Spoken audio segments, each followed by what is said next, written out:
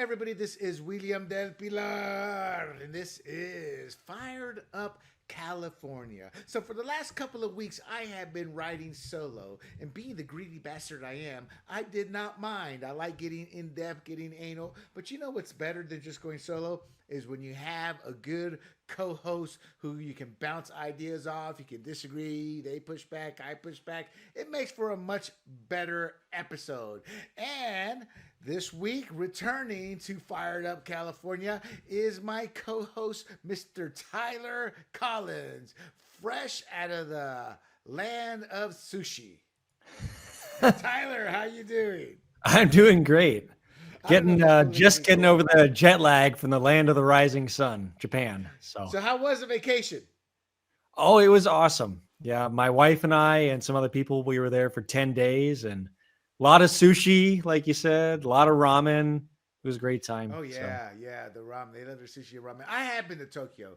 I wish I had known you were going. I would have given you probably a couple $100 and figured out a figurine to buy because you get them so much cheaper there. As you can see behind me, I don't collect them, but every so often I buy the nostalgic ones.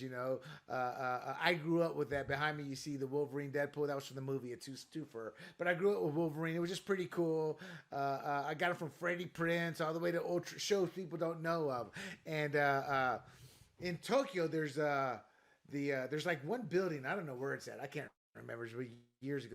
Where like literally every floor is one of these companies, and thousands of these figurines. They're pricey. Figurines are pricey, but you don't have to deal with all the shipping costs, the tariffs, all that type of stuff. So I wish I had known, but I'm glad you had a good time. Were you a sushi fan before you left?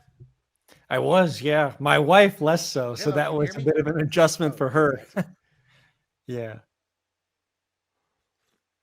I used to not like sushi until I went there, and then my first experience over there was a conveyor belt going all the way around, just all kinds of different sushis.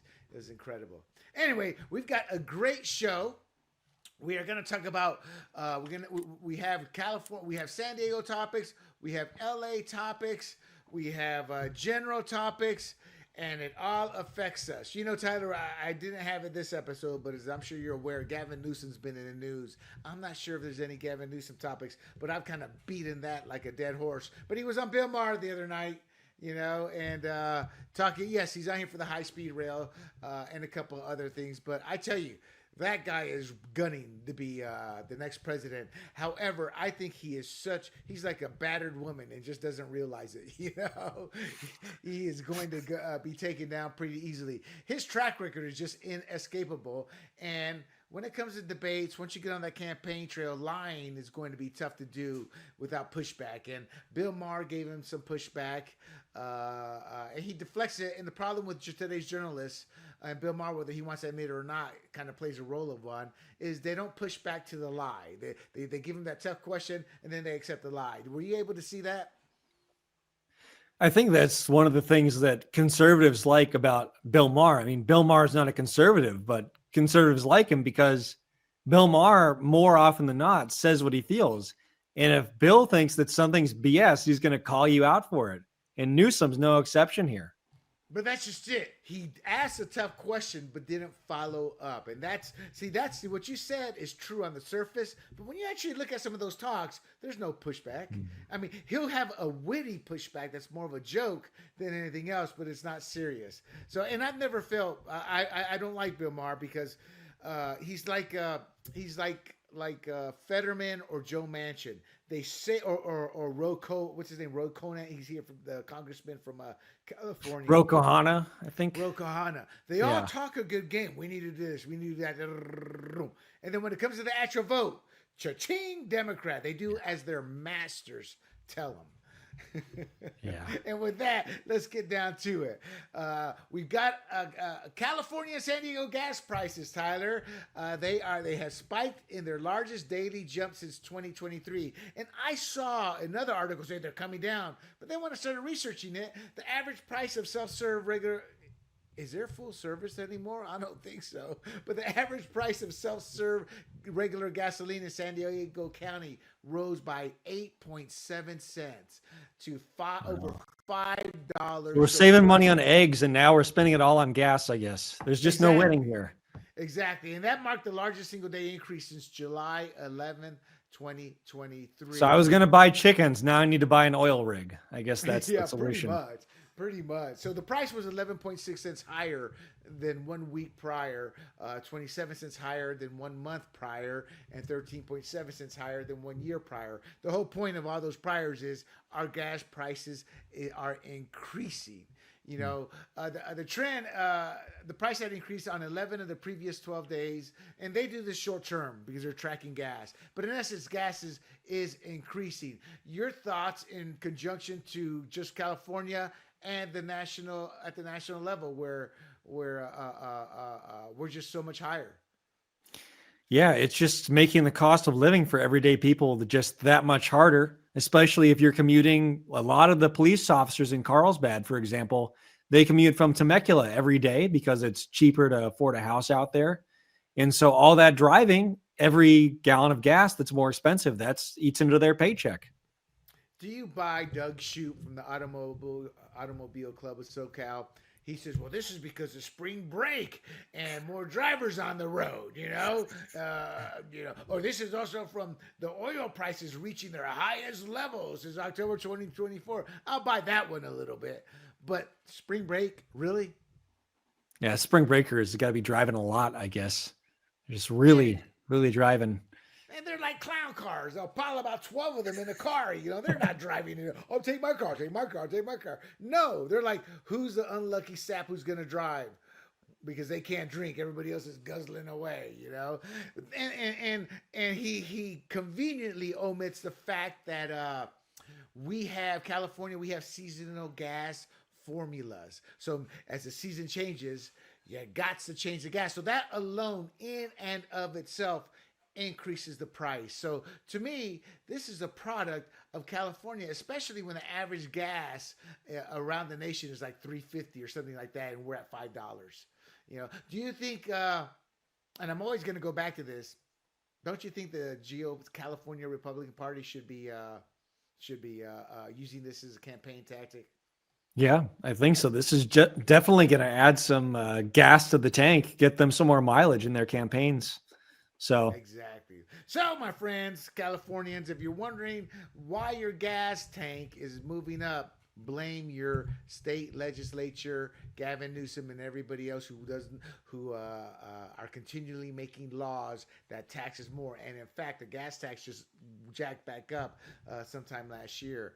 So, Tyler, before we move on, I didn't even think about it, but we did have a big move here in California. Are you aware of what transpired with the party? So what transpired with the party? I thought you were going to answer. We have a new chair. The state party. We're talking about the state GOP. Yes. Jessica Milan Patterson, our favorite token Latina. Hey, before y'all play the race card, yo soy Latino. Hablo español, escribo español, y soy de Panamá. I'm like, don't be throwing that race card. I'm Latino too. But she was a token Latina serving the white man, the evil white man, Tyler. Kevin McCarthy. Yeah. My point is you can obviously tell people I don't like her. It's because her predecessor, Jim Brulte, who's a obese white guy, and her, a petite Latina, didn't matter where their culture was, didn't matter what their skin color was. They just sucked at their job, and we kept exponentially losing ground. She's out. Corin Rankin is the new chair. I've only heard, I'd say 90% of what I've heard from her is good. 10% seems to be coming from people who just are too fundamentalist in terms of their conservatism. But she is a Trump supporter from day one, 2015, all the way through the bad times. So I think that gives us hope. Your quick thoughts on her before we move on to the next topic. So I haven't talked to you about it. Well, you said she's a Trump supporter from 2015 on, so hopefully it's not, we don't have a rhino situation here, so that's good. Well, that's what we are going to have to wait and see. I always tell people, look, you got to be realistic. You don't reach the level of chair in California or any state without compromising with the establishment if you're a conservative. The question will become, how much has she compromised? And I'm not saying this as a vile, evil thing. I get sick and tired of people, I'm not going to compromise my values. Really? then you're not going to get anywhere in trying to convince somebody to vote for your candidate. You have to have compromise. So her actions will dictate. What irked me was Jessica trying to claim credit for 1 million registrations for the California Republican Party when she had nothing to do with that. But anyway, we'll talk about that probably off camera more in depth. Let's keep moving in revisiting an old story here, Tyler. The suspect in the Cal Fire captain's murder is going to be extradited or has been extradited from Mexico. Remember that story? The LGBT, it made big news because, LGBT fire women were in the news because of the LA wildfires, and they weren't given, they did not, they did not show themselves well in their ability to fight fires. In fact, remember the one woman said, if a man needs my help, then he got himself in the wrong place in terms of that was so bad. Oh my gosh. So then we get another LGBTQ fire chief, and she's in Temecula, and she was murdered. And no, we're not applauding that. Nobody should be murdered for their beliefs.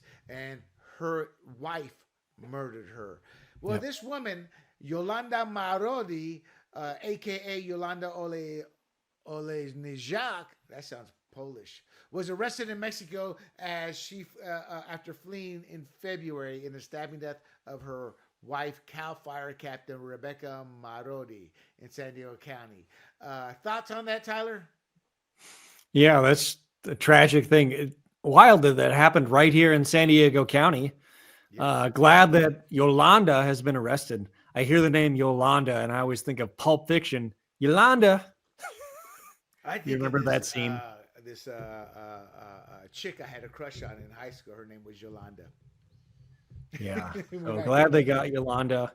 But it seems like, their capture actually involved a couple of agencies here. So we had the county sheriffs as well as the Customs Service and Mexican authorities. They all coordinated to arrest Yolanda right across the border in the Rosarito.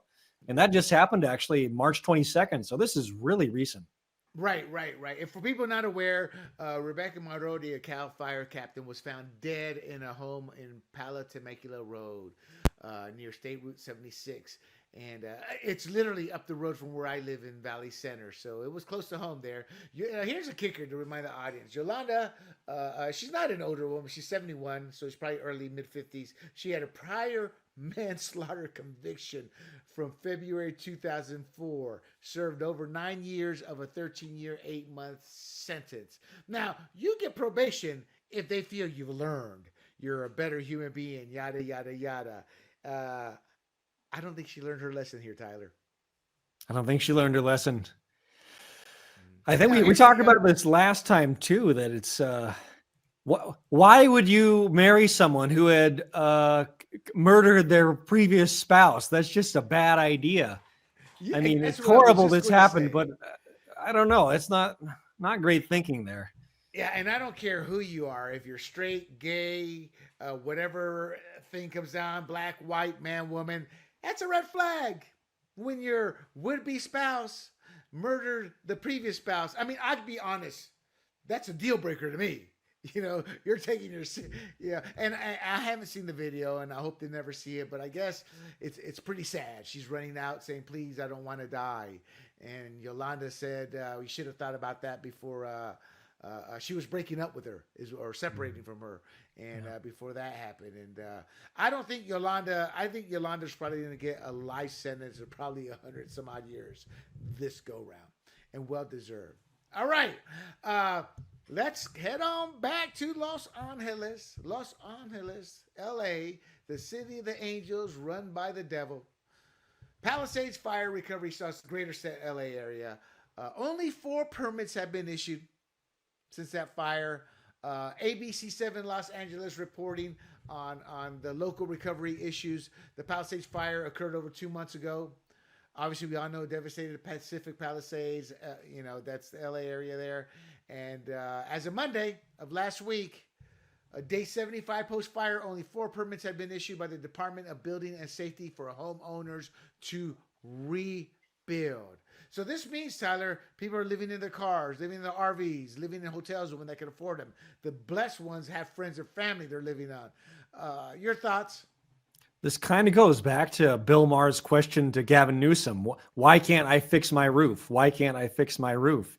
And it's just dysfunction at the state, county, local levels in terms of building and maintaining the actual residences that people live in. And so it's in the event of a disaster like the Palisades fire where we see this dysfunction in place. 4 permits issued. The fire occurred 2 months ago. It goes back to when Trump visited Karen Bass, and he said, we need to get this started right now. And they kept delaying and pushing the timeline. And that's what we're seeing here. I agree. I'm a political beast in terms of I love politics. I'm a junkie. I did serve on the little board over here. And politics is always a time of opportunity. What irked me here was Councilwoman Tracy Park, representing Palisades, found the low permit number, quote, concerning, unquote.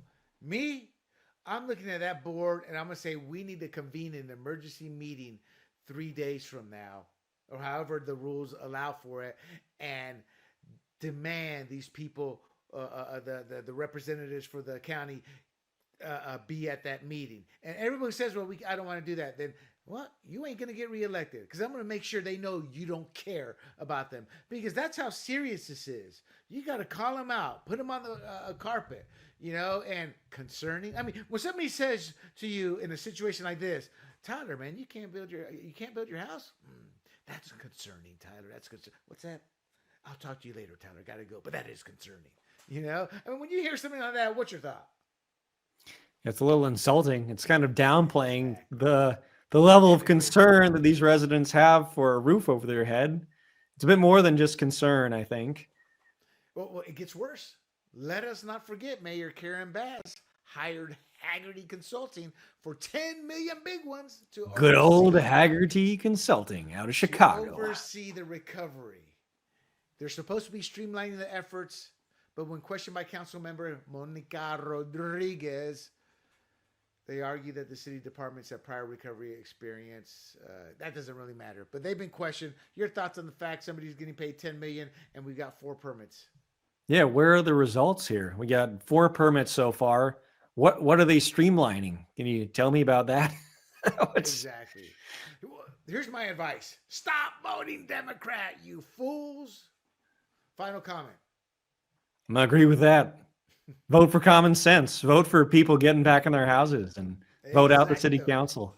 Exactly. All right, let's keep moving here, and let's stick to the continues talking some LA fire here. So Karen Bass begs for Sacramento to bail LA out, and California itself may need help because of the 2028 Olympics. So the California Globe on and I'm sorry, the previous story here was I said ABC, but I want to give credit where credit's due. The Cal fire captain, that was Times of San Diego. So I want to give a little bit of credit there. So as we all know, here in California, we are facing a $73 billion budget deficit in 2025. If you did not know that, now you do. And that's following deficits, Tyler, of $47 billion in 2024 and $30 billion in 2023. Notice the pattern here. It's getting higher and higher and higher. But you know what? We would only be facing a oh my God. Even I'm shocked. $73 billion. I'm thinking, well, there's 50 million wasted. How many more millions, hundreds of millions are being wasted in terms of the Trump Defense Fund? But anyway, I'm digressing here. So LA has a $400 million deficit entering its fiscal year, potentially rising to $1 billion over 3 years without cuts. Now, the state and LA are hosting the 2028 Summer Olympics. It's third time, 1932 and 1984. The 84 Olympics cost $546 million. That's $1.7 billion in today's dollars. And they never make a profit. They never make a profit. She's begging Sacramento to bail them out of $2 billion. So what she's saying is, California, we need you to pay our debt so we can continue our funding illegals, so we can continue giving money to Democrat NGOs, et cetera, et cetera. Your thoughts on $2 billion, her begging for it, and your general thought, can we afford the Olympics? I don't know if we can afford the Olympics. We can't afford the basics. It's like, if you can't afford the water and power, why are you throwing an extravagant party? Maybe we should pay for the basics first. I agree. And here's the kicker with the Olympics. People are going to come back to you, Tyler, and they're going to say, Tyler, damn it, damn you, Tyler. Those $7 billion, that's going to be privately funded. And my take is, well, can't they privately fund or kind of donate some of that money if they're Los Angelinos to California to help that? Isn't that what community that you Democrats talk about all the time? Instead, you want Joe Blow on the street to give more taxes to do that. Well, William, it's privately funded. What's your problem? That's American capitalism. Yes and no. It cost $400 million in security in 1984. That's $1.2 billion today that the city's going to have to foot for security. And that's just the inflation-adjusted number. Back in the 80s, security wasn't nearly what it is today. Everything is much more secured because of the risk of mass crowd events. So you could see that number double, triple easily. What do you think of her begging for $2 billion though, just to kind of get the city back out of the red into the black, just for their regular issues? Well, she kind of has to, right? What else is she going to do besides groveling to her masters? You know what? Actually, you're right. Because what they are going to do is not cut jobs that aren't needed, not cut taxes, which creates a greater surplus in the long run. They're going to create fee increases. So taxes will go up. Fees, and it won't be called taxes, but it'll be fees. And what's the other word for fees? But California is well known for not using the... Or like a road usage charge. I wonder what county administration thought of that one. Yeah, so Sandbag. Worse. It's going to get worse. Any last words? Should we give up the Olympics? It's kind of late, but they won't do it. But I don't think we can hold the Olympics. I think the Olympics will be a unmitigated disaster. You get the final thoughts. Well, the other thing I'm thinking about is, will this be an embarrassment for the nation? You saw how well they were able to clean things up in San Francisco. They shuffled some people around and cleaned up the streets when Xi Jinping came. But are they going to be able to do the same thing for the entirety of Los Angeles? We're going to be on the world stage. What is it going to say about America? They don't. They're going to need every hotel. They can't be throwing the homeless in hotels to hide them. Because you're talking about massive chunks of the city being used, for these events. It's going to be a bad scene, bad scene. All because of Democrat priorities against the California constituents doing what's right for them. All right. Newsom, 750 million tiny homes pledge falters, zero occupied since March. Now, this is old news technically because it happened in March 2023. Governor Gavin Newsom pledged 1,200 tiny homes costing $750 million, $625,000 per unit. These are like about the size of 500 by 500. I can't remember what it is, but there's, here we go. As small as 120 square feet. And they're going to cost $625,000 per unit. First of all, that's just ludicrous. And they were supposed to help out 181,000 plus homeless population, targeting encampment reduction with modular units, again, as small as 120 feet. Tyler, not one has been built yet. Not only were they overpriced, they haven't been built. Sacramento was assigned 350 units, San Jose 200 units, San Diego County 150. Nothing's been done, and that's why we're following up. We people are your investigative reporters. Tyler, you need to get that fedora hat. Investigative reporters. Our deep throat has told us not one home has been built. Your thoughts? Now, this goes back to something that happened at the San Diego County Board of Supervisors. Tara Lawson-Remmer, she was trying to argue about placement of the tiny homes. That debate over the placement of the tiny homes, that's this program, right? Right. That we're talking about? Right. Yeah. So you have all this infighting at the county level. And this is why, well, one of the reasons that they only been built in Sacramento is because the county authorities in San Diego and other places can't agree where the site would be located to actually build these things. It's a hot potato. No one wants this encampment next to them, essentially. That's a good point. I don't want the homeless next to me. I served with this woman, hardcore, super, ooper, duper hard. I mean, she made the average leftist look fundamentalist conservative. She worked for state, one of these, she was a lawyer. So when they were talking about the low income homes built here where I live, she was on the front lines. No, no, no, no, no. We cannot have, these low income homes. I go, well, isn't this what you filed for, supported? You do not understand, William. When the economy goes down, businesses go under and they stop making their payments and they become homeless and loitering and drugs and crime. Everything goes up. And I'm like, isn't that very hypocritical?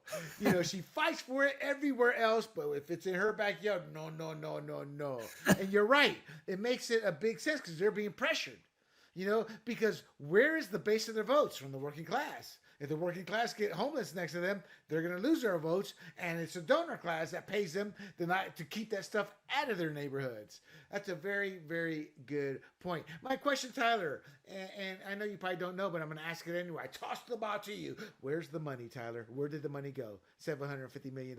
Now, that's almost $1 billion, people. Where did it go? I don't know. Hopefully not to Haggerty Consulting. This screams and reeks of mismanagement, corruption. You know what we need? We need what Carl DeMaio keeps talking about. Now, one of the questions I have about this funding is this just the construction, or does this also include wraparound services? Oh, no, just the construction. This is just the construction. Oh, yeah. That's how, well, they may have money allotted, but the money that's going out right now is just for the construction. That's how that stuff tends to work. This is a project built around the construction and building the homes. Yeah. Maintaining them and everything else is a separate issue. And the reason I say that is that as I did my research, there were some modular homes built somewhere, but they weren't being maintained. Getting the city to maintain them, to do what was probably, there was like flooding issues, this or that, and they couldn't get anybody out there. So these people. Another big thing is fire issues in these camps. A lot of fire issues. No, that's true. That's true. So not only are there bureaucratic hurdles, there's high costs. There's a shift from state-led procurement to local responsibilities, what you brought up with the Board of Supervisors. We're at a point where it's stalled progress. Now we have public outrage and calls for Newsom's accountability, which persists, but he will ignore and he will lie about, and he will sit there and say, I gave him the money. What, you want me to go build it myself? You think I'm Jimmy Carter or somebody? Final word on tiny homes. Well, part of me hopes this is successful. I don't know what you're going to do with this, because the alternative that they like to talk about is housing first. Housing first, which is a completely failed, disastrous model of building essentially high-rise luxury condominium units for the homeless in beachfront areas, which just makes no sense.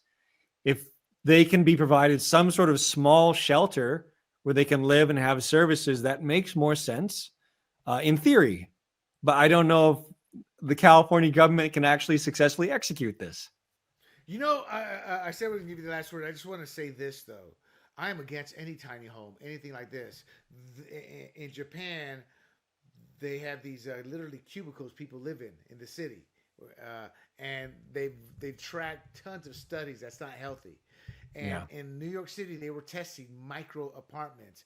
This is part of the elites. This isn't a conspiracy. They want us all living like cockroaches, smaller apartments in urban settings, tiny homes. They don't like the fact that I live in a rural area. They'd rather, in fact, they're trying to create my area into an urban area. And we've been fighting, but it's happening. Where I live has gone from the country to literally, we have suburbs now. Out here, we have one big suburb. It's called Park Place. So whenever they talk at these homes, and here's the other thing: it's just temporary for the homeless to get on the street until they get healthy. They never do. They won't take their drugs. They're alcoholics. They're druggies. They're this. They're that. Are there people who do want to stop being homeless? Yes, but they're in the minority.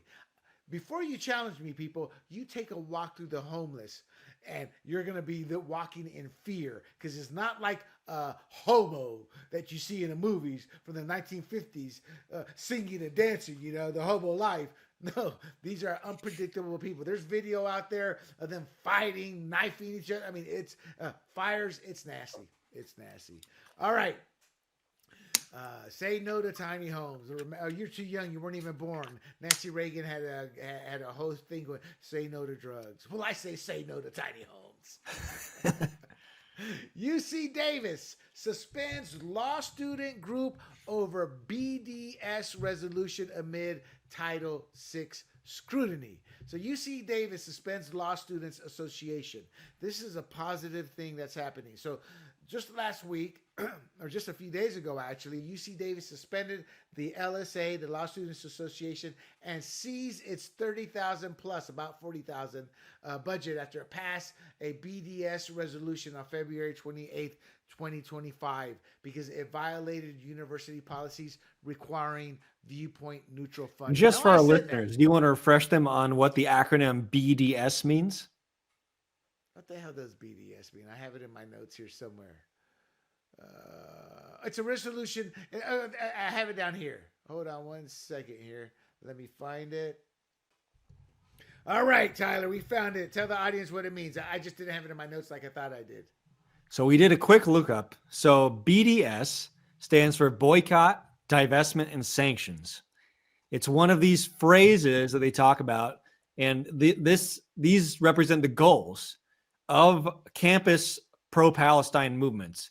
They want to boycott things that they see as supporting Israel and divest their institutions from companies supporting Israel and sanction those companies that do business with Israel. That's what it's all about. And that's seen as a discriminatory policy, and there's a UC policy that mandates neutrality, and thus they were suspended. So these are 18 student groups who supported the resolution. They're in solidarity with Palisades. In my eyes, they're nothing but anti-Semites. Maybe they're ignorant, but they're anti-Semites because they try to claim Israel's apartheid, all kinds of nonsense, and they're targeting Jewish students as well. Now, there is a broader context here. There's a law against this in the state of California. You can't be doing this. Now the people are saying, well, this is goes against our free speech. Well, you don't have free speech. You know, the college has a right to put their own rules, unless and people may argue, well, it's a free speech because it's a government college, but it's a Title VI violation here. It's among, let's see, UC Davis is among 60 universities under the U.S. Department of Education scrutiny for Title VI violation tied to alleged anti-Semitic harassment, you know, with a prior civil rights settlement mandating staff training. So in essence, what they're saying, you can't be bigoted. It's kind of like, I guess what I'm trying to say, Tyler, is if this was the KKK saying we're against this African nation, you know, for whatever reason, it would come down the same way. Your thoughts on this? I'm going to push back a little bit. You said that free speech doesn't apply. This is a government college. This is not a private institution. So I think free speech does apply. You see things like this. UT Austin, they've had pushbacks on protesters, whatever. Regardless of that, these people violated Title VI. And so under Title VI, they need to be disciplined, essentially. And so I agree with that course of action. And they're anti-Semitic at the end of the day, and it shouldn't be tolerated. Well, it's called viewpoint neutral basis, and that means that funding decisions cannot be influenced by the political, religious, or ideological perspectives of the organizations. And the principle is actually rooted in the First Amendment of the U.S. Constitution and reinforced by California's own free speech protection. It sounds a little odd, you know, but I guess that's just it. They weren't being neutral in their viewpoint. They were specifically targeting one organization. So for example, the University of California's policies applying to campus activities, organization, and students, PACAOs, I guess, it emphasizes that registered campus organizations must be treated equally regardless of their viewpoints. Maybe I'm saying the opposite thing. We're going to have to revisit this one next week. What happened is I don't have the actual article in when I took my notes. I'm trying to cut and paste it. But in essence, they're breaking some of the guidelines and rules, and that's why they've been suspended. And I agree. Like you said, at the end of the day, they're being anti-Semitic. We've seen that through the on-campus protests being intimidation, being harassment. In some cases, literally physically assaulting Jewish students. Exactly. And, I had an issue with my libertarian partner about Mahmoud Khalil. And he's like, free speech, this, that. Where's the violence? I said, look, the moment Columbia told those students, you're not to come to campus, you can go to your class via Zoom or online. They said that was because they feared for those Jewish kids because of violence, intimidation, bullying, etc. That in and of itself kind of shows where these protests are. And Columbia is a private institution also. They get to make the rules. Funding. See, that's a catch-22. And the courts had deliberated on that when you get funding, and that's where odd things, the colleges are a tricky place. But the problem is there's a track record of these groups being violent, being anti-Semitic. And then with the guideline on top of that, they have the track record, and thus they felt confident in doing this. Plus, what's worse, dealing with a student group that you can probably destroy and crush, or losing hundreds of millions from the federal government? Well, we saw what Columbia did. So exactly. All right. California lawmakers revisit a 2019 audit. The state is still unprepared for vulnerable disasters. So the reason I brought this up is this was done in 2019. An audit was, how can you guys handle emergencies? Well, because of COVID, they put it off, there was no reason to put it off. That was an excuse given. And why did they put it off? Because the audit criticized the Office of Emergency Services for inadequate support. The counties like Ventura, Sonoma, and is it lacking guidance for special needs populations and failing to learn from past disasters. Enter the January 2025 Eden Fire showed this was true, the audit. And they finally heard on the audit this past month. Your thoughts on that, Tyler? Well, I'm glad that we finally actually have new laws that mandate the OES to review these plans because we got to take care of this. So I'm glad that's changing, but really disgraceful that they push it off because of COVID. Yes, I agree. Hopefully something can be done, but I got to be honest. We are wasting our money on every other program except for programs to take care of Californian constituents. I mean, I'm not exaggerating. And even if I am, that's how it feels to literally every California constituent, which is why Trump may have lost California and lost a lot of counties. But you saw those 15 to 30 point pro leftist numbers get moved over to the right by 5 to 10 points in some counties, and we're talking deep blue districts. So, am I wrong to think that, Tyler? Yeah, I think that's part of it. Part of it is that the Democrats have lost the mantle of the common sense party. The Republicans have that now.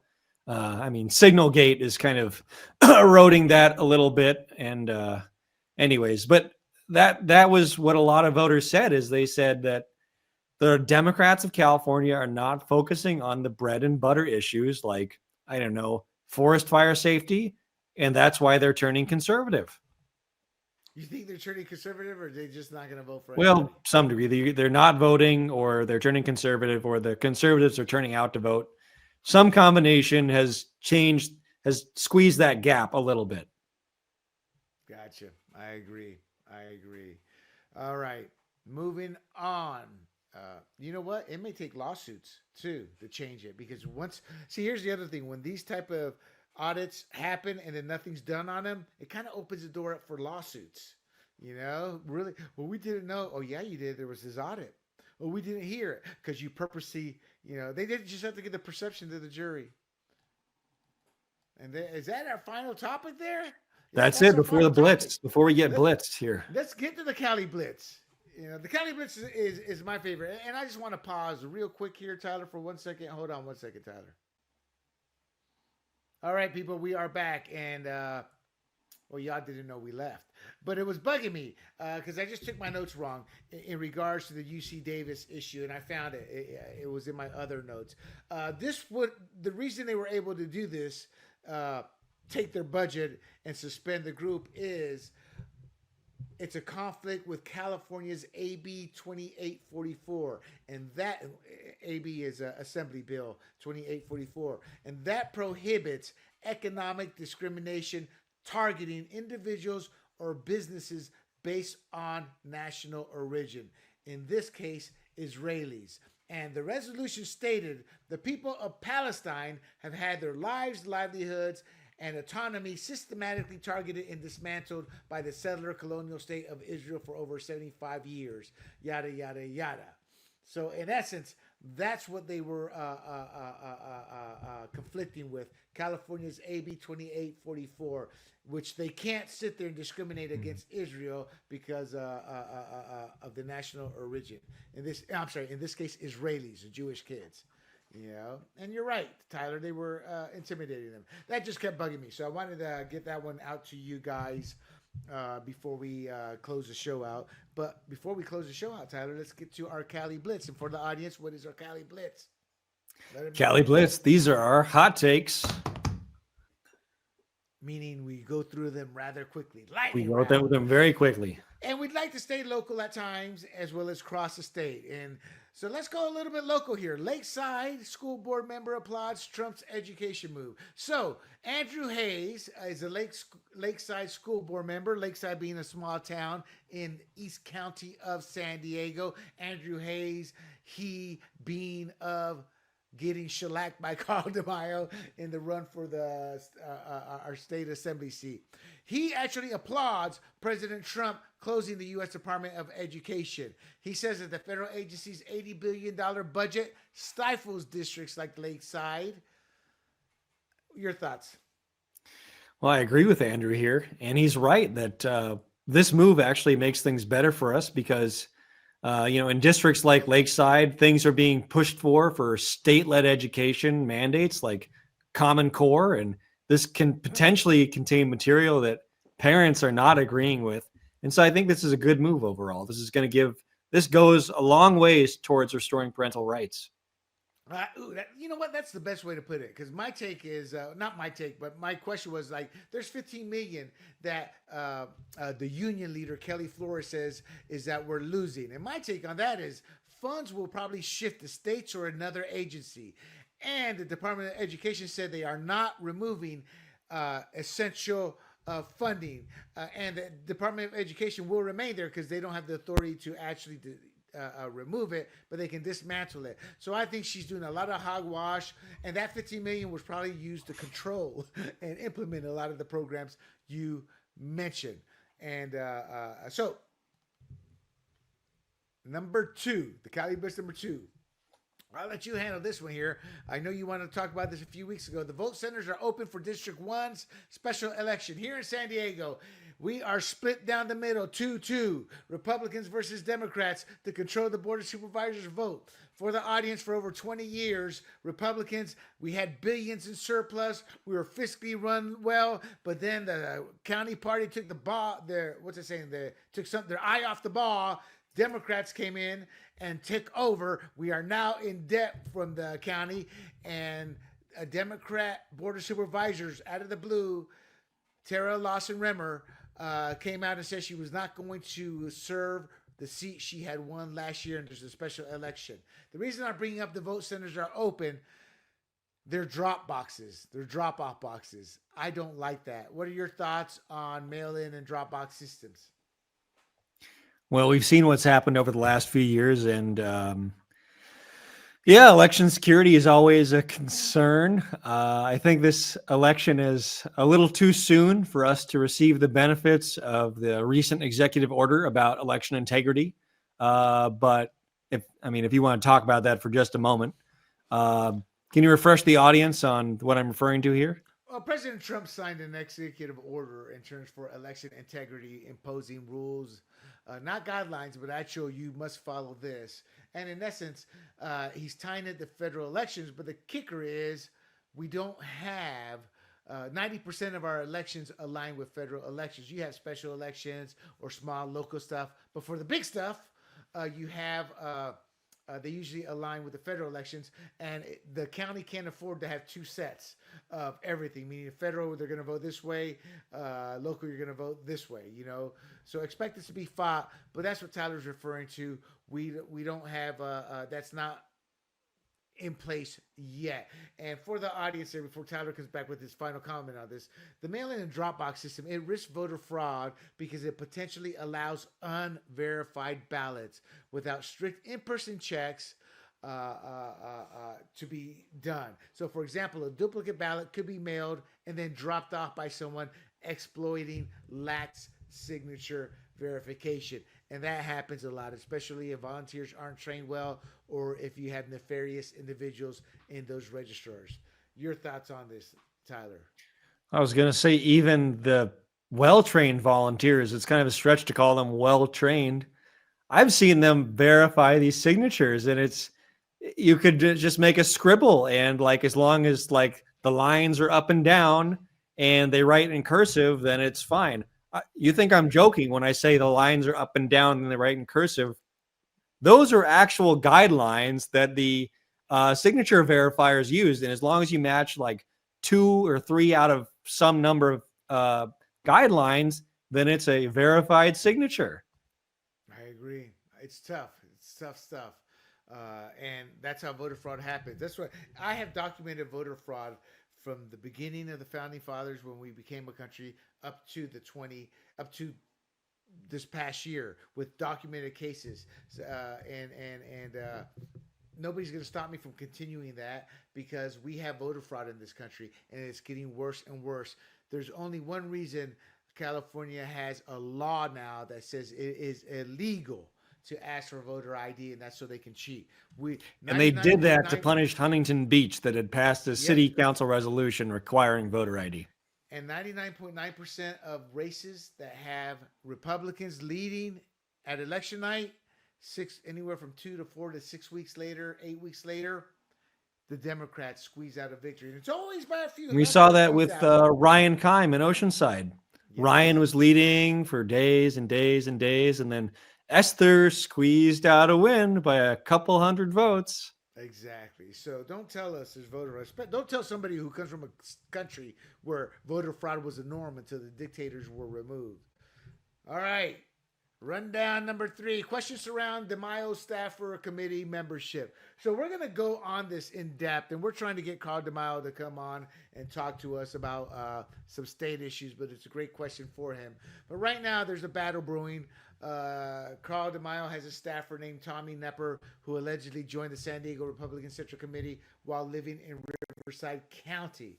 Obviously, that's residency issues because there was a major one vote issue, which Nepper actually could be seen as that. His vote was a tiebreaker in that situation. The Times of San Diego reports Nepper voted in committee elections despite owning a home in Riverside. Now, see, owning a home in Riverside is okay, but was he living in Riverside? If he was, that violated the bylaws. It kind of turns everything moot. DeMaio ally Paula Witzel says that there will be court if this happens, and this should only happen to the Central Committee. I'm like, that's kind of like asking for her to be sued. I don't know how this is going to turn out, but my whole point in bringing this up is this is big news. Carl DeMaio is a rising star in this state, and this could be a major setback to him. Your quick thoughts, and we're going to open this up into a bigger topic down the road when more information comes out, as this is an important topic here in terms of state and county politics. Well, just for the audience to let them know, I am an alternate on the San Diego County Central Committee. And so there's certain information I know about this that I can't disclose to the public. But I will say this, there's a very good likelihood that this could become a public corruption case. This may not look good for the party. There is a very good chance that this goes very far south.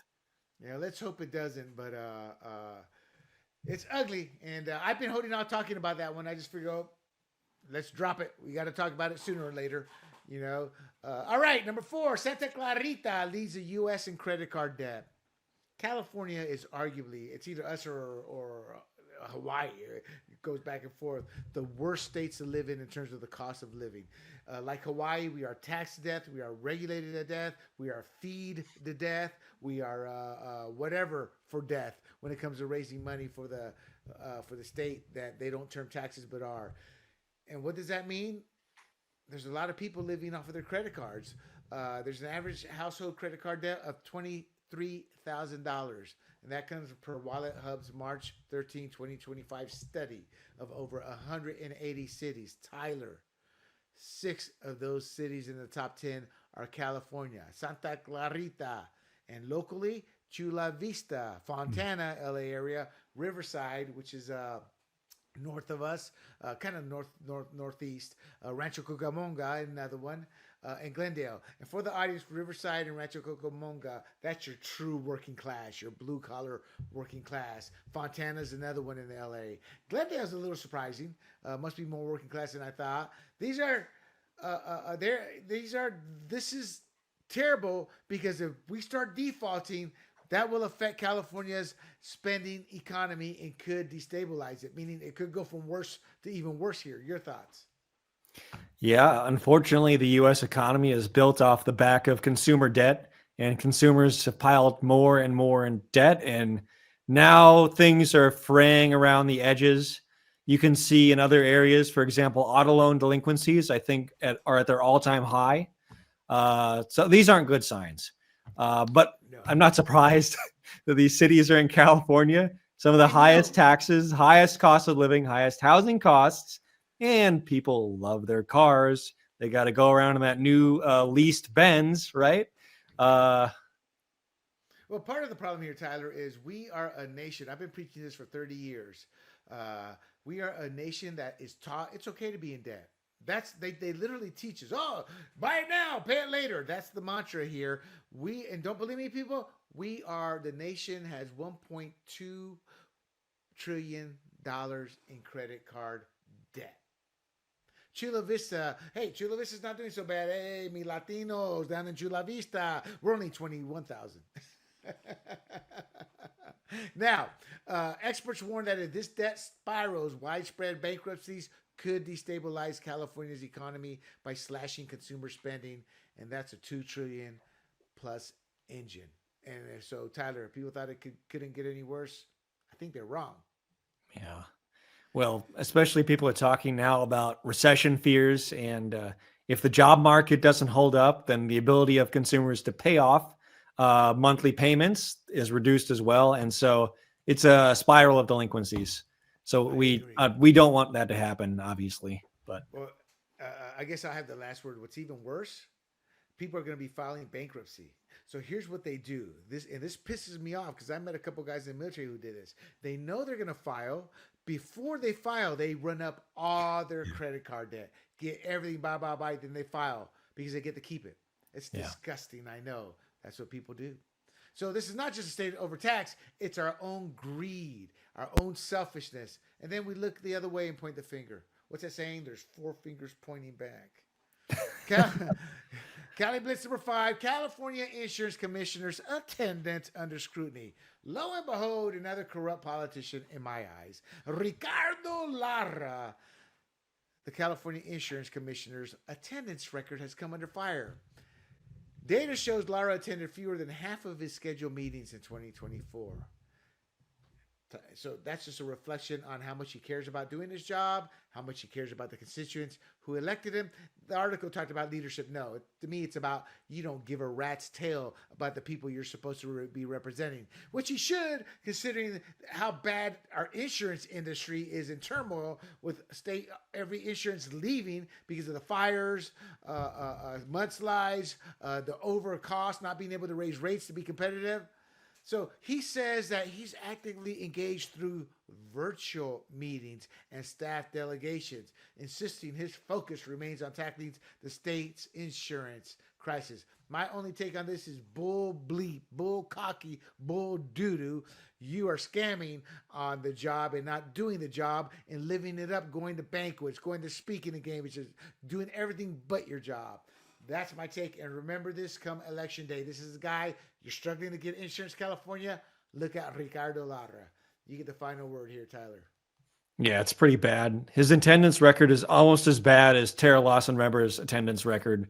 But that Democrat just won re-election. So, I guess you can just surf all day and not show up on the job and do just fine in San Diego if you're a Democrat. Looks that way. Cali-Blitz number 6. Let's go back to the university system. The University of California freezes hiring amid budget woes. UC President Michael Drake ordered a system-wide hiring freeze, citing a $500 million deficit driven by an 8% state budget cut. Now, y'all thinking, damn Trump, damn the feds. No. This freeze halts 2,000 open positions, including faculty. However, this is coming from Gavin Newsom's budget cuts. Thoughts, Tyler? Yeah, I've heard a bit about this. So my wife's family, they are involved in the UC system, University of California, Irvine. And so I've heard about these hiring freezes at different schools. It is Newsom, but there's another component to this as well. It's all the federal grant money drying up. And so if let's say all your PhD students and researchers, if you can't get grant money to fund their research, then the university has to pay them a stipend out of its paychecks. And so indirectly, these funding cuts are actually also federal funding cuts are contributing most definitely to this. Right. I looked that up because that was my first thought, and that's not the case this time around. This is coming off from 70 some odd billion in debt. He's trying to make cuts like that. So you're right. There is federal funding cut coming, but these cuts are directly based off of Newsom. I guess they separate it certain ways. But that said, I get what you're saying, because at the end of the day, you kind of have to look at it reality-wise. You look at it as one big pool. So from that perspective, yeah, you're right. But from the way it's played out, this is one of the few times. But that said, so what I'm trying to say is, it could be worse. Maybe those federal funding cuts are going to affect even more things there, But yeah, that was my first. I was like, it's got to be the federal funding. So I was a little shocked, but I would agree with you when push comes to shove that they're looking ahead too. Wow, It's not just this; it's the federal funding. Because the hiring freeze isn't just about next month or next quarter; it's about what's the projection for the future. Right, years. But, it also makes you think, all these universities, it's just more bloated. This professor has to have an assistant, has this, that. They don't even teach. They don't even teach some of these professors where the money and the grants go to, to pay them, So I got to be honest. I am no longer, I have not been a college proponent for decades because of the cost of college and the fact you can become a plumber, and earn much more. A friend of mine's niece went to nursing school. Then she stuck around for 6 months longer for a specialty. She left that nursing school kind of like $12,000 in debt or $20,000 in debt. Her starting job because of her specialty was like $75,000 as an entry level nurse. So I am not especially a liberal arts degree, Tyler. Yeah, that woman studies major. You're not working at Grumblings Media, darling. I want a business major. Well, they're a dime a dozen. That makes my pool even better, bigger and better to choose from. Blitz numbers, and I do mean that. Not because I don't like women's studies major. It's like the business guy at least understands concepts of business. You have concepts of I hate men. Democrats defend California's EV mandate with controversial ruling. So we talked about the EV and the whole mess and the upcoming fight, but I guess there's a 2025 ruling by Judge Hernan Vera. He's a Newsom-appointed federal judge. Wasn't Newsom appointed when he became a federal judge, became elevated, but he's also a former DEI advocate. And he's trying to uphold the state's mandate requiring all new cars sold by 2035 to be zero emission. So they're falling back on this judge. But yet the Trump fight, what they're trying to say is, no, we're listening to this judge, not you, Trump. So some critics argue that his decision to block a post-2022 referendum challenge, and that challenge was the 2025 ballot initiative. To repeal California's 2035 zero emission. So it's not only Trump and what he's doing, but it's this. They say he lacks legal precedent, accusing him of judicial activism. And I agree with the critics. But the point is, the powers that be are falling back on him as their excuse. Your thoughts? Yeah, you can see it. If the ruling is in their favor, they're just going to fall back on it. We see with people like Senator Elena Gonzalez, and she's saying, well, this is really critical because we need this ruling to hold in place so we can cut transportation emissions and stop the cows from farting. I made up the last part, but Lena needs to stop farting. Her husband, her kids, to get the cork, pop it in there. You do your job. But it says she wants everybody else to stop farting. You know? Yep. I just cracks me up that whole methane thing, as if you can regulate cows. You know? Oh, man. It's like the Keystone Cops running our government. Let's revisit another topic we've talked about, Tyler. California high-speed rail faces funding deadline. So this isn't the high-speed rail from San Francisco to L.A. or whatever, the one that we're talking about. This is the one that he talked about on Bill Maher, Gavin Newsom did. Merced to Bakersfield. They are short a couple of dollars, Tyler. How many dollars do you think they're short? I don't know, give or take $7 billion. Yeah, that's right, baby. That's right. So the costs have also ballooned to 35 million. Or I'm sorry, excuse me, 35 billion. This is only a 171 mile stretch. Could you imagine if they had tried to build the railway system from? And this is a 171 mile stretch on mostly flat land, the easiest topography to possibly build on. You know, this reminds me of that movie with Shelley Long and Tom Hanks from maybe the 90s called The Money Pit. Everything they put into the house was just a money pit. That's what this is to me. I mean, like, take your losses and shut it off unless you can get private funding. Your thoughts? Yeah, should have shut it down. I mean, the original person in 2008 who was a proponent of this, I forget their name, they were a California politician. They've publicly turned around and said this was a mistake. Yeah, this is just like that movie Money Pit. We just keep throwing more into it, and there are just more and more problems appear, and we don't get anything done. I agree. I think at the end of the day, privatize it. Let them make a profit doing this. I'll be honest. If there was something in San Diego to LA that was like a 6-hour trip where I could be comfortable, lay down, sit, relax, have a beer, I'd do that. But these projects, to me, they're just boondoggles reward cronies. And they want to keep feeding it until it eventually gets built. And then the cost to maintain it's going to be even worse. All right. Cali-Blitz number 9. Supreme Court upholds ghost gun regulations. So this came out last week, and I didn't realize it was a San Diego, lawsuit that was being that they won. Law, the Supreme Court upheld Biden's ATF rules on ghost guns in a 6-3 decision, and that means we have to have serial numbers and background check requirements for these kits that build them. And the biggest disappointment in my eyes, Justice Amy Coney Barrett, they have something on her, Tyler. She rejected the gun makers' claims, backing the ATF's 2022 rule, which ATF wants to take our guns. They've come out and said that. And they're trying to target 20,000 untraced weapons. Justice Alito did the right thing. He dissented. He said the regulation redefines the firearm too broadly, impugning on our Second Amendment is what this has done. I agree. They want to take our guns. Illegal guns are always going to sprout up. And even worse, it's not in my notes here, but I did read the article. They also made it illegal to have guns, these ghost guns within city limits. Your thoughts? Yeah, I think this is unconstitutional at its core. It's this is not good that we had 6-3 who affirmed the ATF's ruling. You can look at the dissenting opinions by Clarence Thomas and Alito. Alito said that basically this decision meant that we had agreed it was okay to rewrite statutory text. And Alito said that his colleagues really applied the wrong test to determine whether or not this ATF rule was valid. They even talk about it. The affirming decision says that this rule was not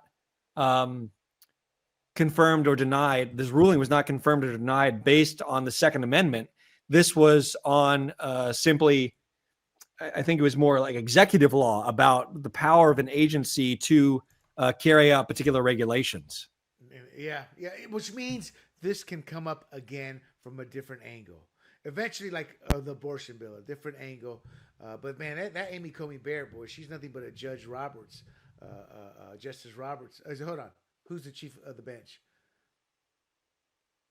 The one who rewrote the law and said that Obamacare was. It's Chief Justice John Roberts. Yeah, okay, so it was right, Roberts. Yeah. All right, the final one, and she is the one person who I think could actually win. Nicole Shanahan opts out of government race. Nicole Shanahan was RFK Jr.'s 2024 VP pick. She's seen as a darling by libertarians, by conservatives, by Republicans, and some Democrats. She won't run for California governor, ending months of speculation. She cited her focus on family and health advocacy. She's a big health nut after her VP bid.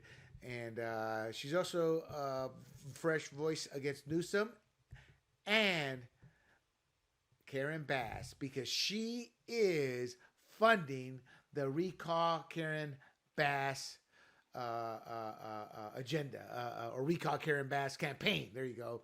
And she's listed as its sole major funder. She's worth $1 billion. She was married to like a multi-billionaire, and then they got divorced. So God bless her. She's not a dumb woman. She's very smart, articulate, and good for her on both counts. I think she needs to get her feet wet, understand, learn a bit more about politics. She's a little naive in certain ways, brilliant woman in certain ways. But I mean, when it comes to politics, sometimes that knife's in their back and they don't realize how it got there, even though they should have. Your thoughts? Yeah, I was going to say, well, she might be turning away from the governorship, but she's set her eyes on the cesspool, the pond that is LA, and she has her eyes on one particular bad bass fish she's going to try and wrangle out of there. And there you have it, my friends. That is today's Fired Up California Style.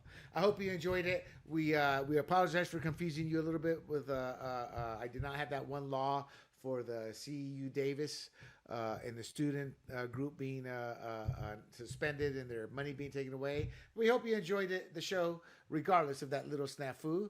Gas prices are jumping. We finally found the murderer. Hopefully she'll see justice in the murder of the poor Cal Fire chief, the LGBTQ woman. The Palisades fire recovery, you're seeing the reality. A Democrat rule for permits since they started issuing permits. Karen Bass begging for money. There's not enough money for the Olympics, so what are we going to do? It's going to get worse. You will see taxes, fees, etc. raised, and I don't even think it's going to be a great turnout. The tiny homes, where did the $750 million go? Newsom. And then obviously the 2019 audit, where they want to force us all to have EV vehicles by 2035, and our Cali-Blitz. Mr. Tyler, any final words before I end our show today? Nope. Let's keep going and see y'all next week. Outstanding. So everybody, before I go, do not forget to like and share this podcast. Tyler's job security depends on it. And do not forget, bookmark grumblingsmedia.com. You can find this podcast, Fired Up California, which is obviously California issues, but you can also find Fired Up, our national show. Live stream that every Friday at 7 p.m. Pacific time. And you can find this podcast and all our others at Rumble, YouTube, Apple, Spotify, y Pandora under the handle Grumblings Media. For Tyler and myself, William del Pilar, your conservative Latino, I might add. Until next week, this is Fired Up California, and we bid you adieu. Hey everybody, this is Big John from Grumblings Media, and I just want to say thank you for watching our content. If you want to support our efforts here at Grumblings Media, just smash the subscribe button right here, totally free, or just go ahead and consume more of our great content. Click either one of these two boxes.